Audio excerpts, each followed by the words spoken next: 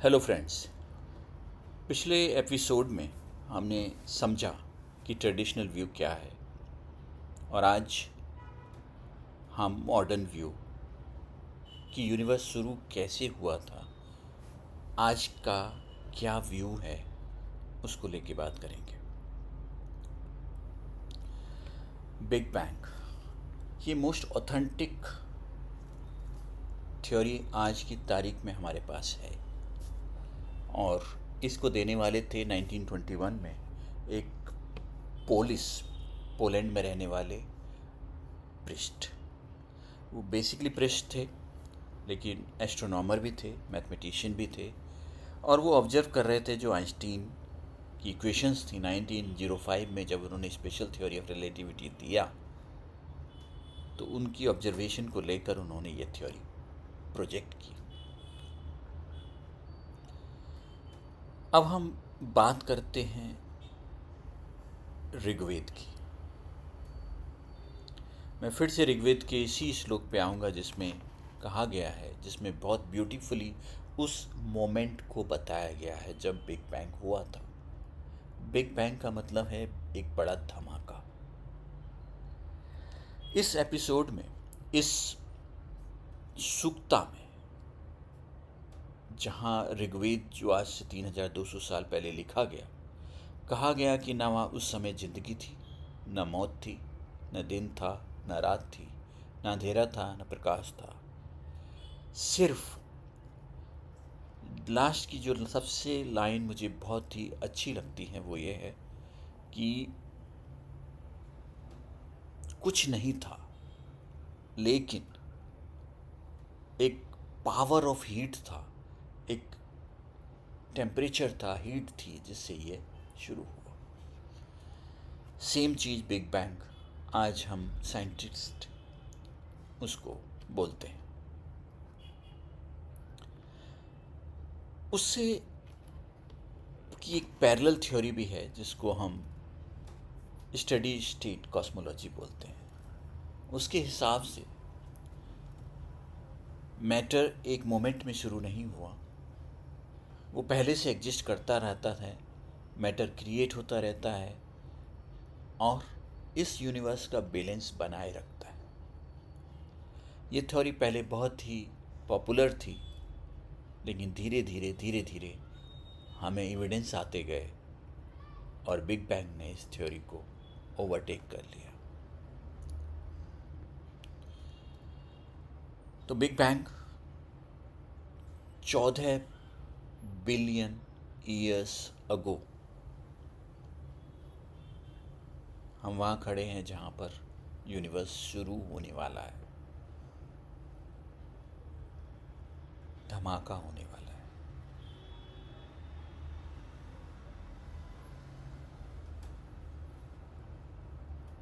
आज की जो थ्योरी हमारे पास बेस्ट अवेलेबल है उसमें ये जानना जरूरी है कि पहले मोमेंट में हुआ क्या।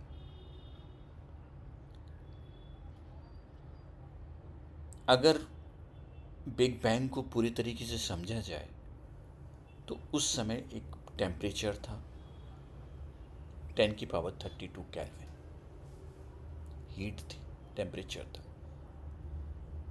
तो बिग बैंग धमाका अगर बोला जाए तो शायद वो धमाका आपको सुनाई ना दे अगर आप वहाँ खड़े हों, क्योंकि इतने टेम्परेचर पर आवाज़ को चलने के लिए कुछ मीडियम नहीं था, हवा नहीं थी, एयर नहीं थी, सिर्फ टेम्परेचर था।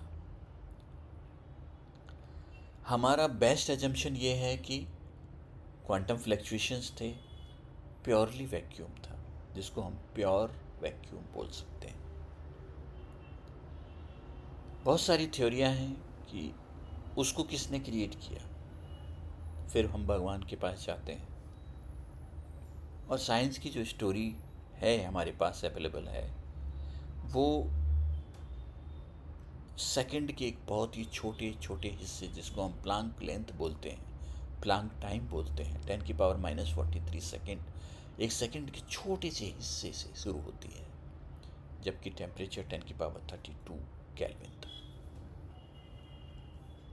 आज यूनिवर्स का टेम्परेचर 3 केल्विन है।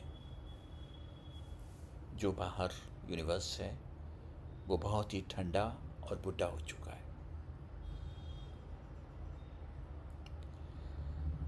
अगर हमें यूनिवर्स लेबोरेटरी में बनाना है तो हमें उस टेम्परेचर को अचीव करना पड़ेगा, 10⁻32 केल्विन को। उस समय एक और थ्योरी इसमें इन्वॉल्व होती है, जो थ्योरी है ऑफ इन्फ्लेशन हम लोग बोलते हैं। थ्योरी ऑफ इन्फ्लेशन में यूनिवर्स बहुत तेजी से बढ़ा, 10⁻⁻35 सेकंड के छोटे से हिस्से यूनिवर्स में एक स्पेस बहुत ज़्यादा एक्सपेंशन हुआ। हम इसको फेज चेंज बोलते हैं। अब फेज चेंज क्या होता है?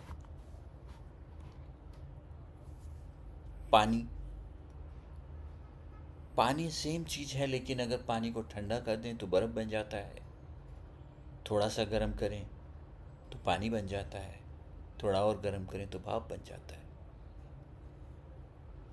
एक ही चीज़ डिफरेंट स्टेट में रहती है, डिफरेंट टेम्परेचर पर। यूनिवर्स के साथ भी वही हुआ। जैसे जैसे टेम्परेचर ठंडा होता गया, यूनिवर्स के फेज खुलते चले गए, और यूनिवर्स के जो बेसिक फोर्सेस थे, जो हम 4 बेसिक फोर्सेस बोलते हैं, सबसे पहले ग्रेविटी अलग हुआ। ग्रेविटी अलग होते ही स्पेस बहुत बुरी तरीके से फैला,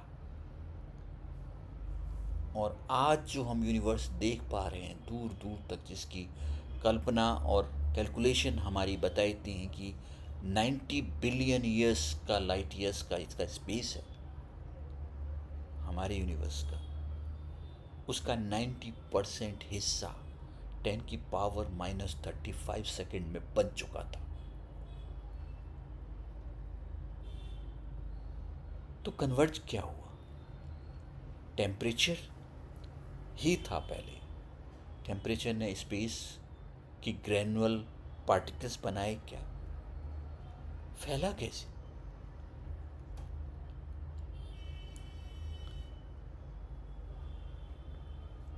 हमारी थ्योरी जो आज सबसे ज़्यादा फिट बैठती है, इन्फ्लेशन थ्योरी जिसको हम बोलते हैं, कि उस समय फास्ट वैक्यूम था। चीज़ें एक दूसरे के साथ मल्टीप्लाई हो रही थी, एक दूसरे से बढ़ती जा रही थी। और ये पहले सेकंड के छोटे से हिस्से, 10⁻⁻35 से लेके 33, उस सेकंड के छोट पार्ट में यूनिवर्स पूरा फैल चुका था।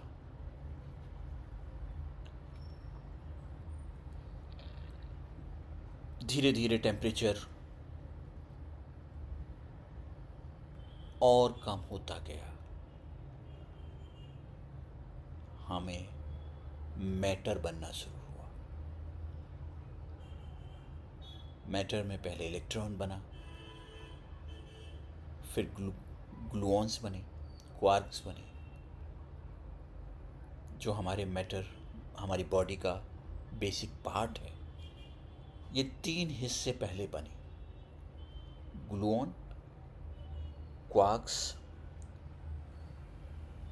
लेकिन वो इतनी ज़्यादा तेज़ी से भाग रहे थे इस टेम्परेचर में। आप इमेजिन कर सकते हैं कि 10⁻32 केल्विन कितना होता है। सन की सरफेस का टेम्परेचर 6000 केल्विन होता है, डिग्री सेल्सियस होता है। 6000, और कहाँ 10⁻32। आज की डिफरेंट एक्सपेरिमेंट करने के बाद भी हम 10⁻15 तक ही पहुंच पाए।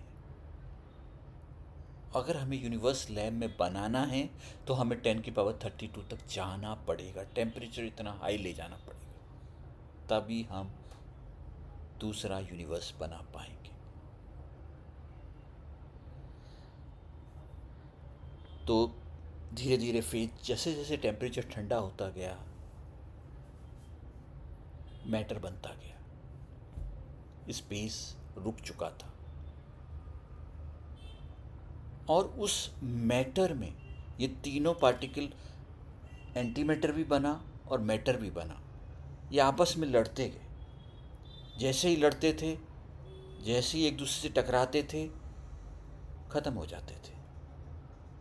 इस लड़ाई में सिर्फ फ्रैक्शन, बिलियंथ और बिलियंथ ऑफ मैटर ही बचा, जो आज हमें पूरे यूनिवर्स में फैला हुआ दिखाई देता है।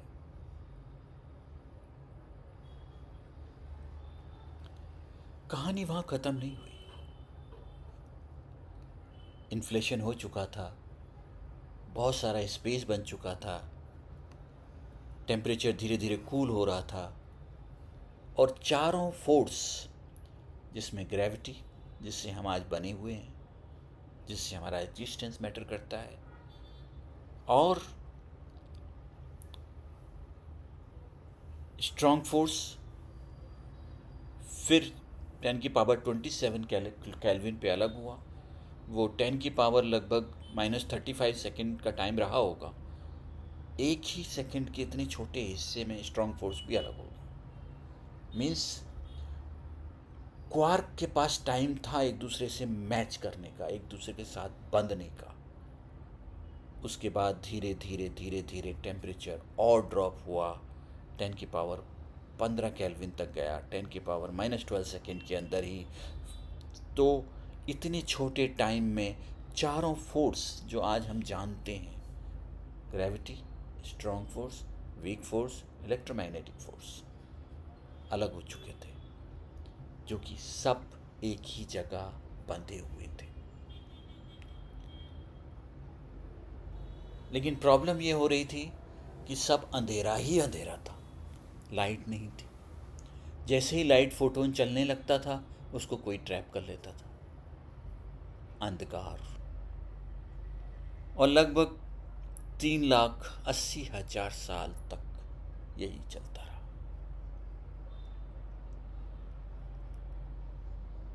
और उसके बाद एक ऐसा टाइम आया जब ये एटम में एक दूसरे के साथ टेम्परेचर इतना स्लो हो चुका था कि ग्लूऑन और प्लाज्मा इलेक्ट्रॉन में बंधने लगे, न्यूक्लियाई बनने लगे, इलेक्ट्रॉन को कैच करने लगे, और चीज़ें न्यूट्रलाइज होने लगी। धीरे धीरे धीरे न्यूट्रल होने लगा, और हमें अपना पहला एटम, जो हाइड्रोजन था और हीलियम थे, वो बनना शुरू हुआ। यूनिवर्स फिर से अटक गया। अब इस यूनिवर्स में 75% हाइड्रोजन था, जो सबसे बेसिक चीज़ है। प्रोटॉन ने इलेक्ट्रॉन को पकड़ लिया और चल रहा है। उसके बाद 25% हीलियम बना, और फिर से ये यूनिवर्स एक बोरिंग यूनिवर्स ही था, क्योंकि उसमें और कुछ नहीं हो रहा था। हीलियम, जैसा हम जानते हैं कि इनर्ट गैस है, वो किसी से कोई रिएक्शन नहीं करती, इसलिए यूनिवर्स एक डल यूनिवर्स रहा काफ़ी सालों तक। लेकिन उसमें लाइट थी। जैसे ही हाइड्रोजन और हीलियम बने, लाइट को रास्ता मिल गया चलने के लिए, और हमें पहली लाइट दिखाई दी, जो कि 3,80,000 साल यूनिवर्स के बनने के बाद हमें दिखी। अब हमारे पास इसकी एविडेंस क्या है, जो ये हम कहानी सुना रहे हैं। हमारे पास 4 एविडेंस में मोस्ट प्रॉब्ली डिस्कस करूंगा। पहला है रेड शिफ्ट। हम जितनी दूर तक देखते हैं, जितनी दूर भी देखते हैं, हमें इससे पुरानी चीज़ कोई दिखती नहीं। चीज़ें एक दूसरे से दूर भाग रही हैं, जो कि बिग बैंग की थ्योरी को बताती हैं कि चीज़ें एक दूसरे से दूर भागेंगी, क्योंकि उस समय जो धमाका हुआ था, तब से वो भाग ही रही। और ये बात साइंटिस्ट ने बताई, ऑब्जर्व की 1920 में, जिनका नाम था यान हबल, एडविन हबल। और एडविन हबल की इस बड़ी बड़ी उपलब्धि ने सबसे बड़ा एविडेंस बिग बैंग थ्योरी को दिया।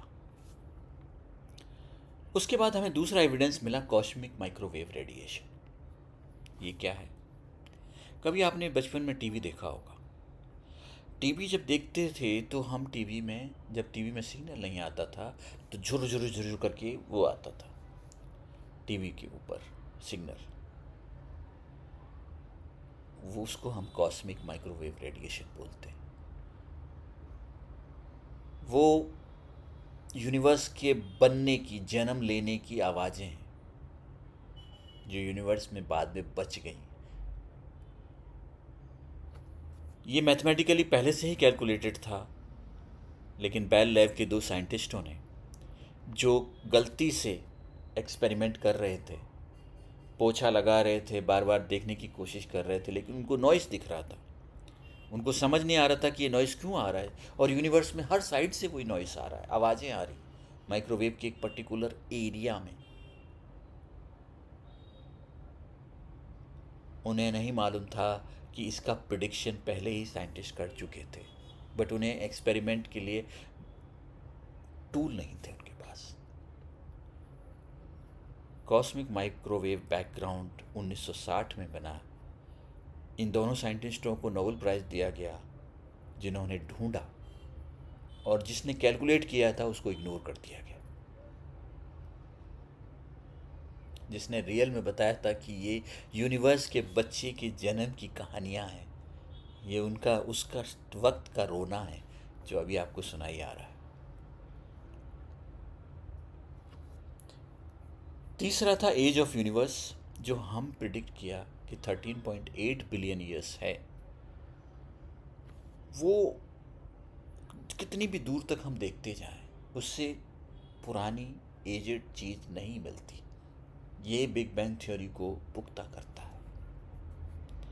और चौथा, यूनिवर्स में कितनी हाइड्रोजन है और कितनी हीलियम है, ये सिर्फ बिग बैंग की थ्योरी ही बता सकती है, जो कि बिल्कुल एक्यूरेट निकलती है कि 75% हाइड्रोजन है और